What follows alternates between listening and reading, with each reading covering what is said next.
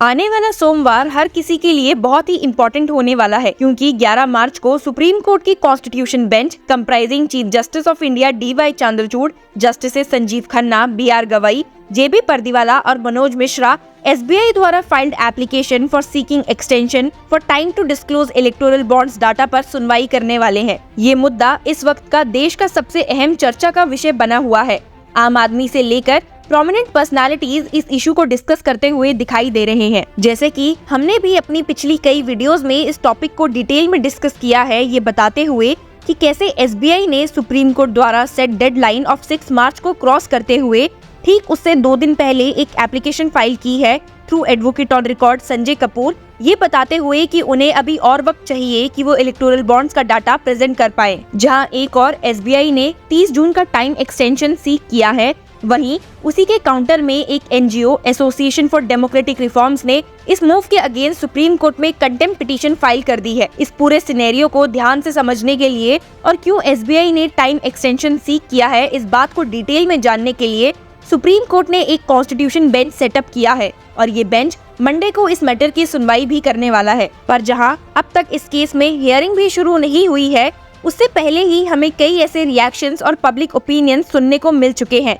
जो क्लियरली इस बात को इंडिकेट करते हैं कि जनता SBI को काफी क्रिटिसाइज कर रही है।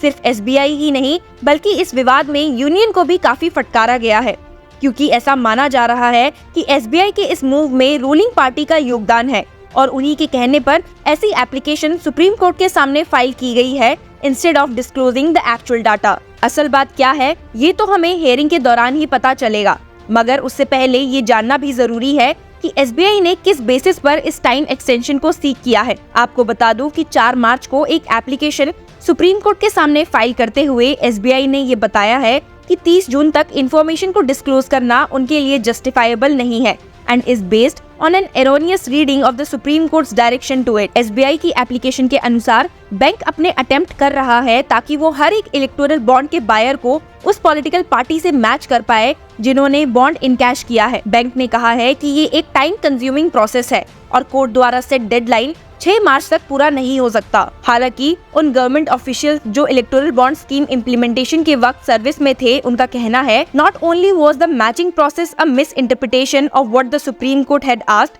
but that the design of electoral bonds would ensure that such a matching process would not be possible at all। Bank ने आगे कहा है कि अप्रैल 2019 से total 22,217 electoral bonds political parties donation में यूज किए गए हैं। इसी बात पे सबमिट करते हुए SBI ने स्टेट किया है that coupled with the fact that 2 different set of information silos existed, this would mean that a total of 44,434 information sets would have to be decoded, compiled and compared। सिर्फ यही नहीं, उन्होंने एक और contention ये भी रेज किया है कि इलेक्टोरल बॉन्ड्स के डोनर्स की आइडेंटिटी को एनोनिमस रखने के लिए SBI ने इंश्योर किया था कि know your customer KYC documents of the donors would not be stored digitally. ये एक जरूरत इलेक्टोरल बॉन्ड स्कीम की इम्प्लीमेंटेशन के लिए ऑफिशियल इंस्ट्रूमेंट की तरह थी और उन्हें ऑर्डर्स थे कि KYC डॉक्यूमेंट्स को फिजिकल फॉर्म्स में रखा जाना चाहिए। SBI के फॉर्मर ऑफिशियल ने कहा, we only stored the serial numbers of the electoral bonds, the date they were sold and the denomination in digital form। All the KYC documents were kept in envelopes in the central office in Mumbai। इसीलिए serial numbers को हर एक 22,217 envelopes के content के साथ match करना would be a time consuming process। ऐसे ही एक और फॉर्मर SBI ऑफिशियल जिसने बॉन्ड स्कीम इम्प्लीमेंटेशन के अर्ली ईयर्स में बैंक टेक्नोलॉजी डिवीजन में काम किया था, उन्होंने कहा है कि हर एक बॉन्ड का एक यूनिक सीरियल नंबर होता है written on the bond in a special ink visible only under ultraviolet light। This number was however recorded only at the time of purchase and not at the time of encashment। He said the purpose of the serial number was to ensure that there was no forgery of electoral bonds। We recorded the serial number of each bond that was sold for reconciliation purposes with our internal records to ensure no fake bonds were sold। लेकिन जब एक party bonds को encash करती है तब वो serial number record नहीं होता, क्योंकि ऐसा करना एनोनिमिटी के पर्पस को डिफीट कर देगा। इन सभी स्टेटमेंट्स पर Subhash Chandra Garg, former finance secretary, ने भी एग्री किया है, बट उन्हें लगता है कि सीक किया गया टाइम एक्सटेंशन बहुत ज्यादा है। आपको बता दूं कि जब सुप्रीम कोर्ट ने 2019 में इलेक्टोरल बॉन्ड्स केस की हियरिंग की थी तो उन्होंने 12 अप्रैल को SBI को डायरेक्ट किया था कि वो एक रिकॉर्ड मेंटेन करे with all the details of the political parties purchasing the electoral bonds and the sums paid for that purpose. और इसी 2019 ऑर्डर के तहत SBI ड्यूटी बाउंड था कि वो इलेक्टोरल बॉन्ड्स के रिकॉर्ड्स को मेंटेन करे। और इसीलिए भी कुछ लोगों का मानना है कि SBI का और टाइम सीक करना अनरीजनेबल है। SN Sahu, press secretary to president of India late KR Narayanan का कहना है कि ये रिपोर्ट किया गया है कि टोटल 44,000 इलेक्टोरल बॉन्ड्स हैं और उनमें से आधों की डिटेल्स 2019 सुप्रीम कोर्ट ऑर्डर के बाद ही रिकॉर्ड हो जानी चाहिए थी।